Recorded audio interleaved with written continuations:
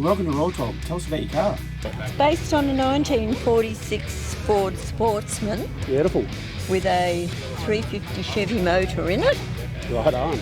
That's hence the Chevy badges on the wheels, True. much to my husband's disgust. It's my car. He said, well, you can have what you want on it. Yep.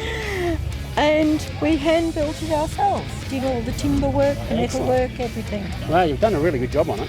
Yes. Oh, I like it. That's hot. Yeah. We started just with the cowls, bonnet and the front guards. Right. Then we got 2 old guards off another rusty old thing and away we went. And it all matches. It looks great. That looks really good. Unreal. Yes, so there you go. Thank you very much for that. Thank you. All right. Cheers. Hey, thanks for watching Raw Talk.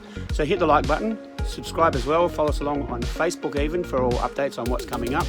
And if you haven't already checked it out, see our Hall of Fame, all the good cars there with owners describing what they got. Bloody brilliant.